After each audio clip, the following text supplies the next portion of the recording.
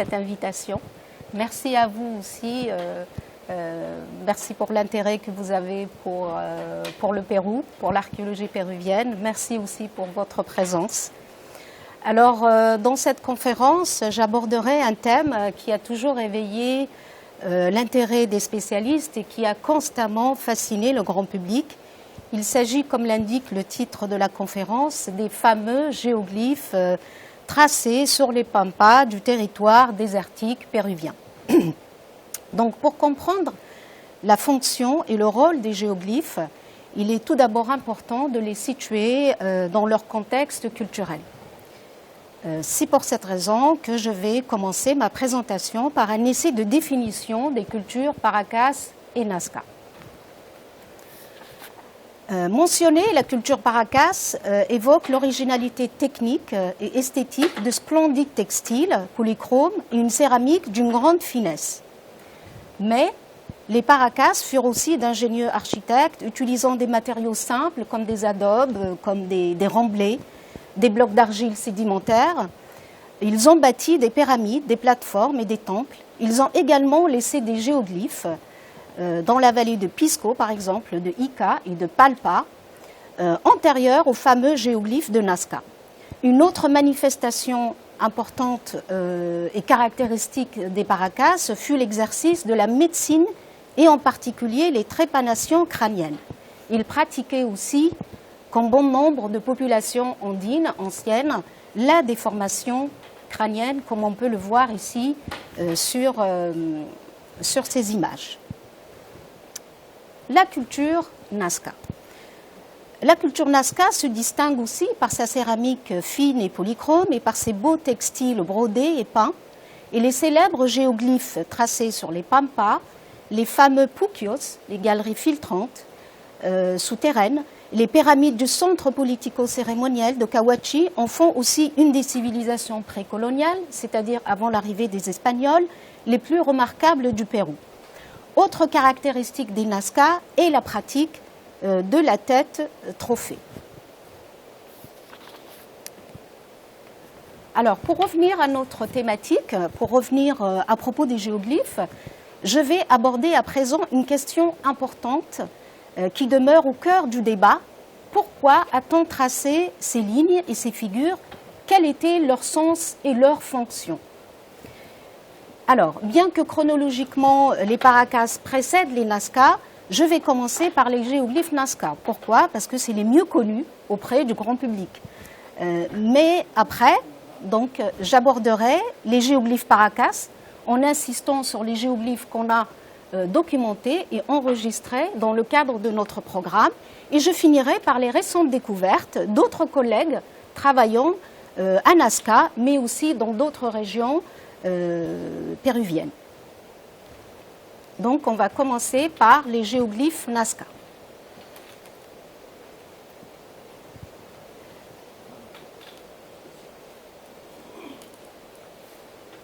Alors, les géoglyphes Nazca représentent des grandes figures animales et géométriques qui peuvent mesurer jusqu'à 200 mètres de long, des lignes de plusieurs kilomètres de long, ainsi que des espaces, comme on peut les voir sur ces images, balayés, qu'on appelle campos barridos, tracés ou construits dans le sol des pampas situés entre les villes actuelles de Palpa et de Nazca. Il se concentre donc dans la pampa de San José et il existe aussi quantité de géoglyphes tracés sur les flancs des collines qui longent le rio Nazca et les plateaux, les mesetas de Palpa, comme on peut les voir sur ces images. Alors, la méthode que j'utilise pour comprendre justement, ou essayer, ou d'émettre des hypothèses concernant la fonction et le rôle et le sens de ces géoglyphes est la suivante. Pour comprendre le sens des géoglyphes et leur fonction, il me paraît pertinent de s'intéresser en premier à leur lieu de construction. Donc, je prends l'exemple des géoglyphes tracés sur la pampa de San José, dans la région de Nazca. On voit bien que le rio Ingenio au nord et le rio Nazca au sud se rejoignent pour donner naissance à un grand tinku, qui délimite donc un terrain sacré au sein duquel les Nazca ont construit des géoglyphes. Les aires situées au confluent de deux fleuves sont aujourd'hui, de nos jours, considérées par les populations locales comme associées au culte de la fertilité. Alors pour revenir au Tinku, dans les Andes, Tinku en quechua et Aymara signifie rencontre, union de deux éléments, de deux choses, de deux cours d'eau, mais Tinku désigne aussi mariage et combat rituel ou guerre rituelle. À ce propos, si on regarde bien les géoglyphes, on observe que certaines figures ne sont pas exemptes de dimensions sacrificielles et guerrières. On peut donc penser et émettre l'hypothèse que ces aires marquées par les géoglyphes étaient aussi destinées à des combats rituels. Alors, pour comprendre aussi leur fonction, il est aussi important de caractériser leur support, c'est-à-dire sur quel support ont été tracés les géoglyphes. De plus de leur céramique, textile et architecture et autres matériaux, comme par exemple les matés, les Nazca avaient comme support de communication les pampas, les flancs des montagnes et les plateaux qui se prêtaient parfaitement à ces grands dessins. Les grandes figures conçues en particulier pour être observées depuis le ciel étaient sans doute destinées aux dieux Nazca, représentés sur des céramiques et les textiles et ayant la capacité de voler, tenant des plantes et des têtes trophées, comme on peut les voir sur ces images. Mais certains géoglyphes, comme ceux construits sur les flancs des montagnes, se voient uniquement d'une certaine distance et on ne peut pas les parcourir. Par exemple, ces géoglyphes-là, ce que visaient donc les constructeurs dans ce cas, c'est un aspect visuel destiné à des hommes.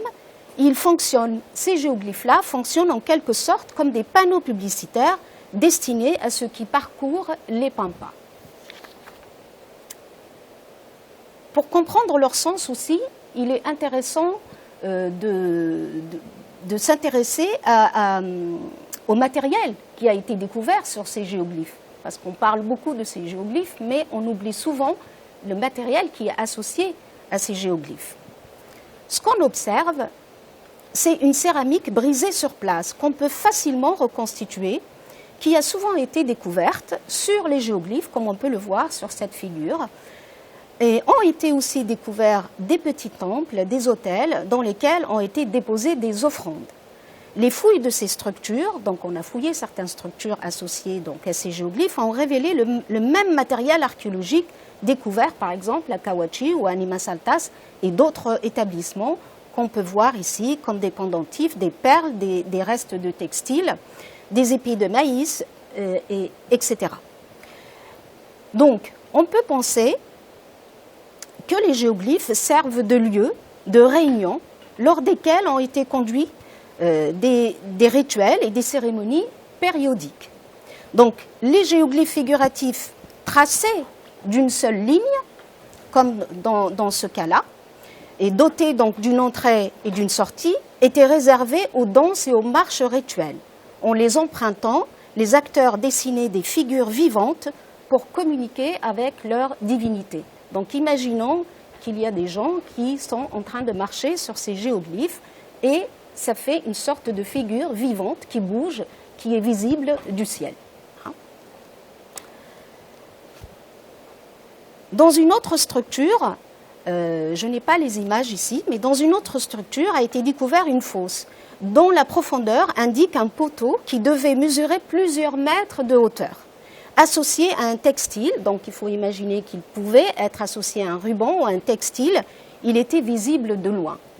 Les géoglyphes donc s'insèrent dans un paysage dynamique, en particulier lors des cérémonies dirigées par les protagonistes qu'on imagine parés de vêtements, de coiffes et de masques somptueux. Donc on est loin de l'image désolée du désert actuel où on a l'impression qu'il n'y a pas grand-chose dans ce désert. Donc ici, nous avons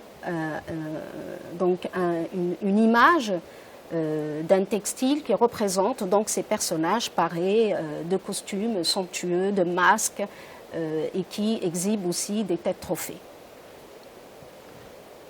Alors, il est aussi intéressant de parler de l'orientation des géoglyphes. C'est aussi important que leur support, leur situation, le matériel qui leur est associé. Les Nazca avaient une maîtrise de leur environnement. Ils connaissaient les nappes phréatiques, ainsi que leurs waka et apu, c'est-à-dire leurs lieux sacrés, tout ce qui les entourait, et des lignes donc pointent directement vers les montagnes. D'autres pointent vers des directions signalant par exemple le changement des cours d'eau. Certains trapèzes s'orientent vers des cours d'eau.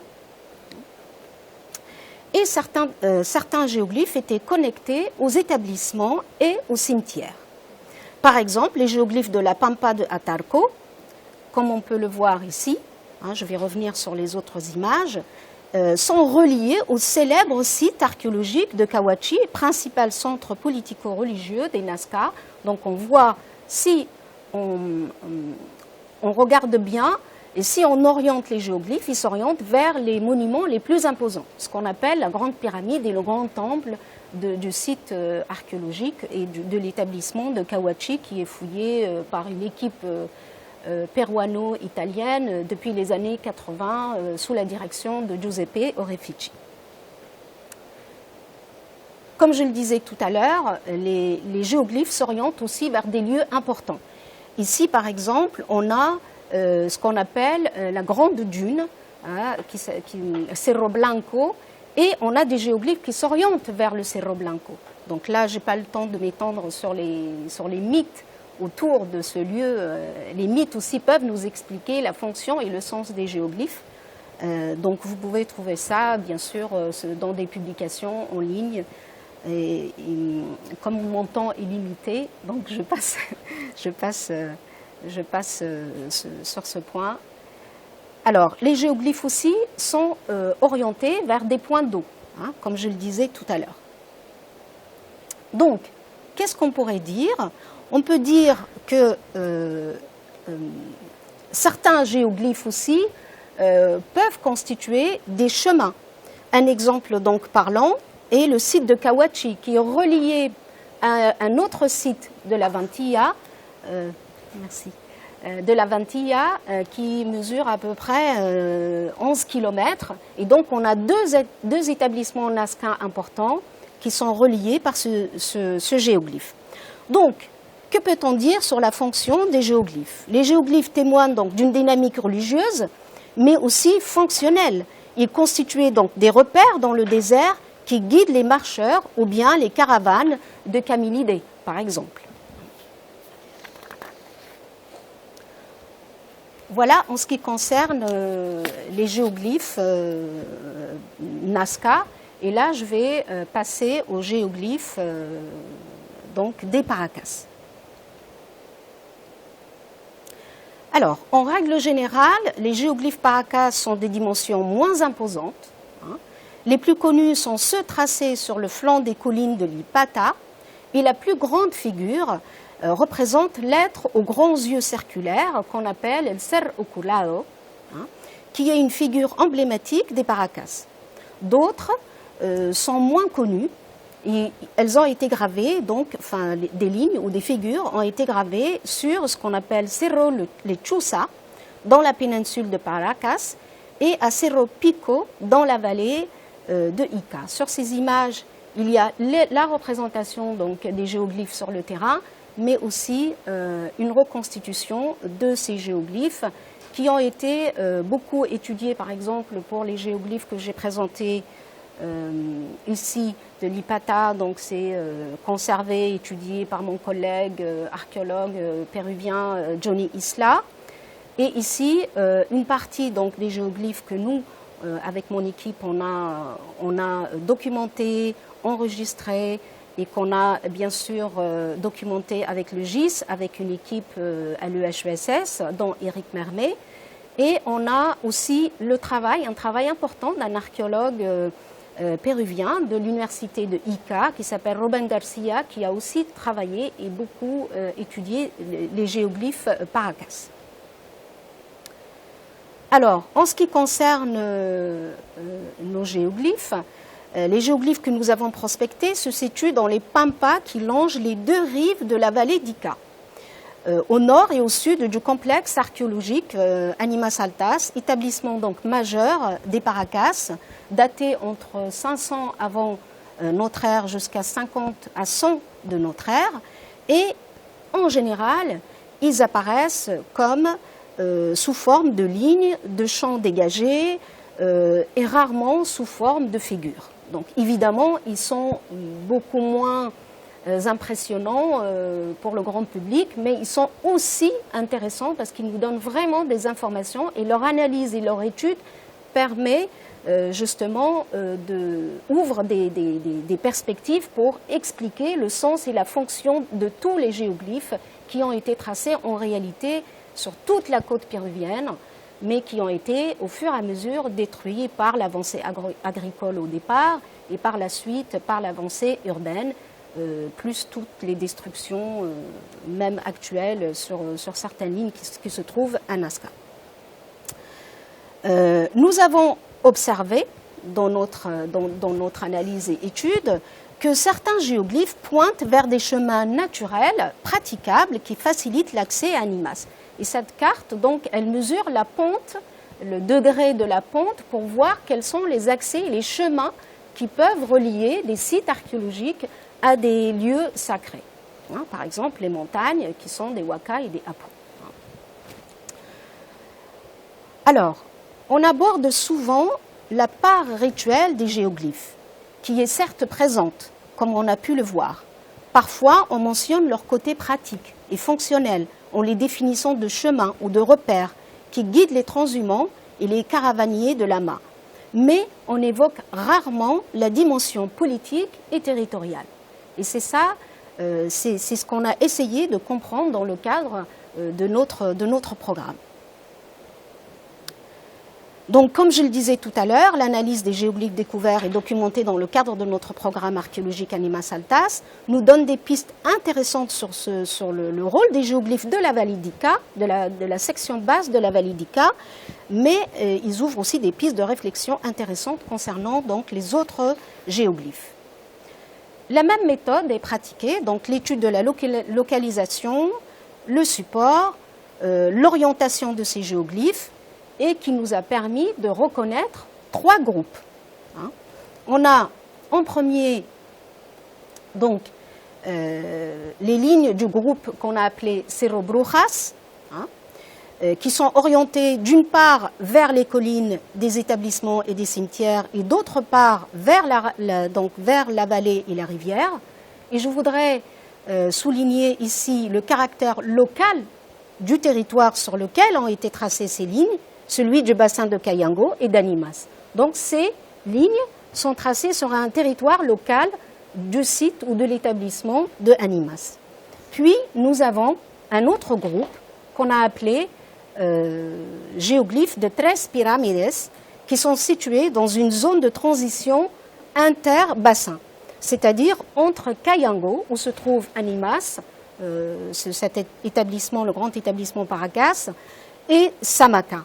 Ce qui nous renvoie à un territoire qui est entre 2 bassins.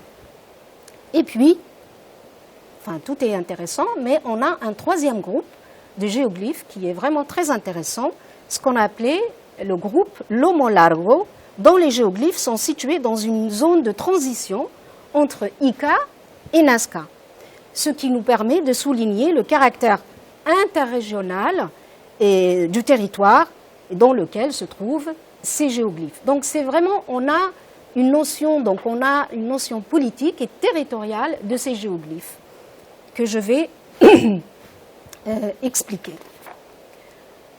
Ainsi, je pense qu'une des principales fonctions des géoglyphes est l'articulation et la connexion des différents segments de territoire. Donc le territoire, il est naturellement segmenté. À une échelle locale, il relie donc les lieux sacrés, Huaca, Apu, aux montagnes principaux. Et sur un plan régional, ils articulent les principaux centres politico-religieux administratifs, qui sont aussi des pôles de pouvoir majeurs ancrés dans les vallées oasis, séparés par des étendues de sable et de roches. Donc on a des sites et des montagnes qui sont un peu, quand on voit ce désert un peu dispersé, Et les géoglyphes, je pense qu'ils ont un rôle important, c'est d'articuler tous ces éléments pour avoir ce territoire continu que les chercheurs ont passé leur temps à dire oui, le territoire est segmenté, il n'y a pas de cohésion sociale, il n'y a pas de cohésion politique. Et l'interprétation de ces nouvelles données s'oriente aussi vers la lecture d'un territoire symboliquement bipartite, côte Sierra, dans le cas de la basse vallée, au moins dans le cas de la basse vallée d'Ica. Donc, situé dans une zone de transition qui relie le territoire d'Animas, celui de Palpa, qui est un autre pôle Paracas, et qui est aussi un chemin naturel vers la Sierra. Donc de Animas, on passe par Palpa, donc il y a des géoglyphes dans cette pampa, dont le géoglyphe qu'on a appelé Lomo Largo, de cette montagne, qui s'orienterait vers celui-ci, c'est-à-dire on a Lomo Largo qui s'oriente vers la Sierra, en opposition à Cerro La Bruja, qui est orienté vers le littoral, donc on a la vallée, le Cerro Brujas, le Cerro Lomo Largo. Donc le premier est situé dans une pampa qu'on appelle même aujourd'hui Pampa del Cacique, du chef. Donc c'est là où se situe aussi le site archéologique de Animas Altas. Et l'autre, du côté de la mer, il est situé dans ce qu'on appelle Pampa de los Pescadores. Donc, alors, si on s'intéresse aux géoglyphes dans une perspective andine, et on essaye de laisser un petit peu de côté les théories un peu fantaisistes, donc on peut vraiment comprendre le sens et la signification de ces géoglyphes. Donc cette façon d'organiser l'espace correspond à une vision du monde, à un aspect de la pensée andine, à un principe qui ordonne le temps, le cosmos et la société, et qui a largement été abordé par les anthropologues et par les historiens, et que moi, donc, je suis en train de m'intéresser à cette...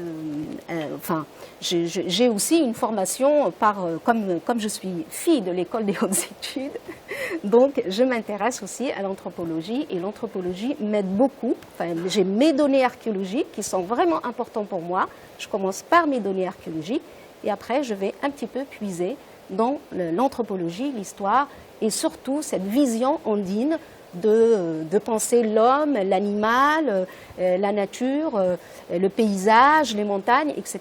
Et c'est comme ça qu'on arrive vraiment à avoir des hypothèses, on va dire, solides pour comprendre donc les lignes et même ces sociétés-là.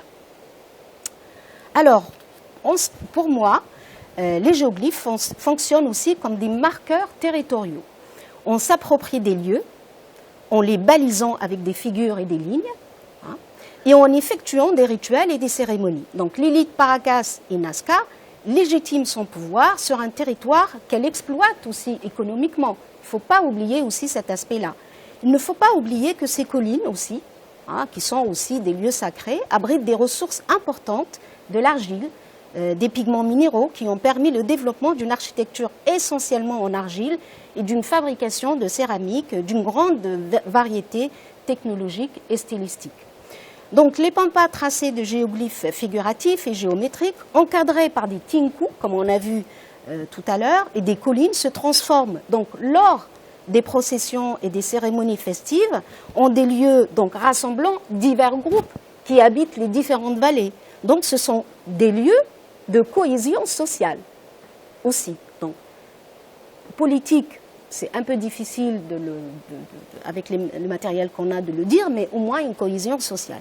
Il existe encore des communautés, donc pour revenir à aujourd'hui, Aymara, comme les Sabayas en Bolivie, qui effectuent des cérémonies en haut de leur apou, une montagne sacrée, dont les participants donc, empruntent un chemin qui relie cette montagne sacrée des communautés Sabaya au village. C'est-à-dire que même aujourd'hui, on a cette tradition, elle continue.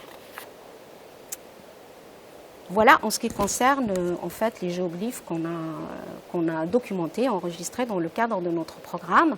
Je voudrais aussi parler des découvertes nouvelles et des travaux d'autres collègues. J'aimerais insister, enfin je citerai tous les autres collègues, mais surtout mes collègues péruviens qui travaillent dans des universités par exemple, l'université d'Ika, j'aimerais bien qu'elle soit citée ou qu'elle soit mentionnée aussi, avec laquelle on travaille. On a formé des étudiants dans le cadre justement du programme.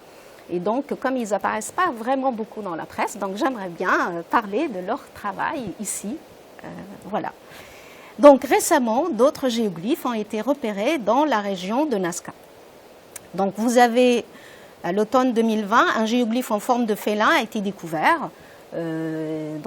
C'était des travaux menés par mon collègue Johnny Isla, qui serait daté donc de 200 avant notre ère. Il s'agit d'un géoglyphe Paracas ou de la période transitionnelle entre Paracas et Nazca, d'après mon collègue Johnny Isla. Il a été découvert par hasard en effectuant donc des travaux d'aménagement et de rénovation pour accéder à une colline qui devait servir de mirador pour d'autres géoglyphes. Donc là, on a une colline, on va essayer donc de dégager pour mettre un mirador. Et heureusement qu'on fait ces travaux avec des spécialistes, des archéologues, et là, on découvre un géoglyphe. Enfin, c'est mon collègue Johnny Isla avec son équipe qui le découvre et qui va être nettoyé parce qu'il a été abîmé par le temps, par l'érosion. Et puis une autre découverte importante qui paraît vraiment beaucoup dans les journaux, dans la presse, d'une équipe péruano-japonaise qui revient donc à l'équipe japonaise de l'université de Yamagata, dirigée par Masato Sakai, qui découvre à ce jour plus de 350 géoglyphes, je cite ces travaux, datés en se fondant sur la céramique associée et l'iconographie des figures, donc de 100 avant notre ère jusqu'à 300 de notre ère, c'est-à-dire on est dans la période Nazca ancien. Voilà. Donc on cite des représentations humaines et animales, des plantes, des serpents, des poissons, notamment un félin, un troupeau de camélidés. Les dimensions restent moins imposantes que ceux des figures géantes des géoglyphes de la Pampa de San José. Et à titre d'exemple, il y a des géoglyphes qui font 5 mètres de long pour les figures humaines, 17 mètres pour un oiseau, 70 mètres pour une paire de jambes. C'est-à-dire on a comme dans la céramique, on a représenté aussi des sections de corps humain. C'est un rapport avec le rituel du sacrifice humain. On les a aussi représentés dans les géoglyphes. Alors, l'intérêt de travail de ces collègues est que ces figures qui sont peu visibles à l'œil nu, qui ont été fortement endommagées donc, par l'érosion, ont pu être documentées et reconstituées grâce à l'intelligence artificielle.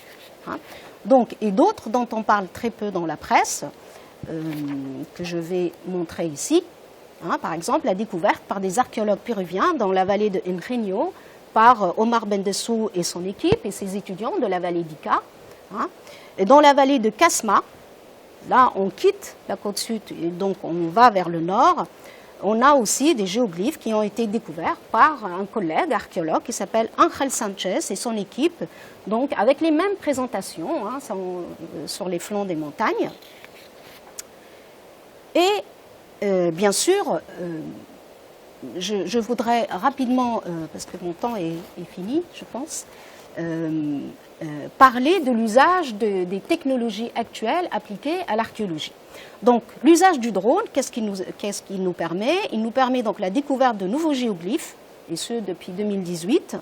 Le drone donc permet d'effectuer un relevé topographique plus précis de surfaces vraiment étendues en un peu de temps. Voilà l'intérêt Et puis, il nous permet donc de descendre à des hauteurs que, par exemple, un avion ne peut pas le faire. Il permet aussi de distinguer des figures très fines, invisibles à l'œil nu, et qui sont éloignées pour les distinguer, par exemple, avec des satellites. Et puis, vous avez l'usage de l'IA qui a été utilisé beaucoup par cette équipe péruano-japonaise. Donc, à partir d'images relevées grâce au drone et à un enregistrement laser avec un scanner 3D, et grâce à ce qu'ils appellent l'apprentissage profond de l'IA, qui a permis d'analyser donc des images vraiment rapidement, que les archéologues ont pu enregistrer ces images, parce qu'on ne peut pas les voir sans tous ces outils nouveaux.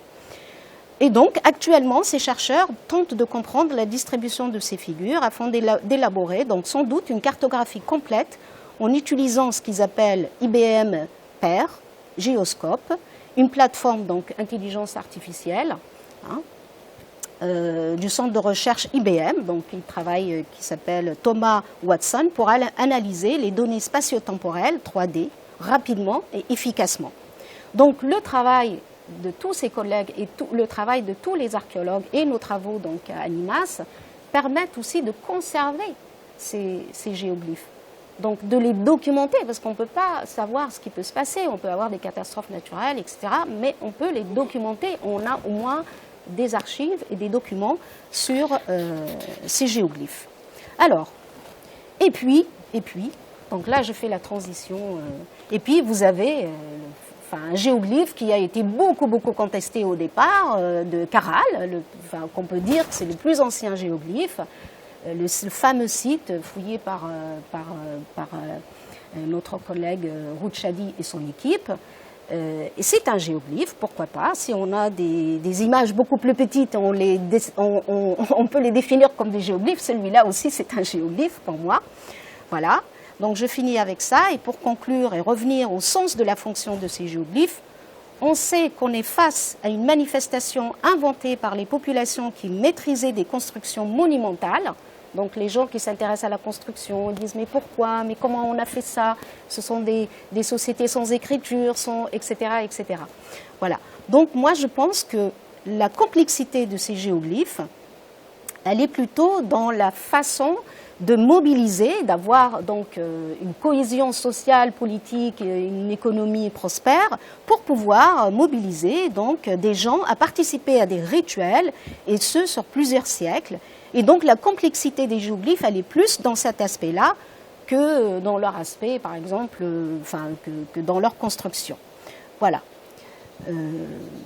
Voilà, je vais finir avec ça. Si vous avez envie donc, de vous documenter sur la construction, sur la conservation, etc., je ne sais pas si on aura un espace pour les questions, mais vous pouvez aussi aller sur ce site où on a notre page, donc la página web del proyecto, y ahí hay todas las publicaciones, todas las conferencias y todos los participantes y los colegas con quienes estamos trabajando. Muchas gracias por su atención.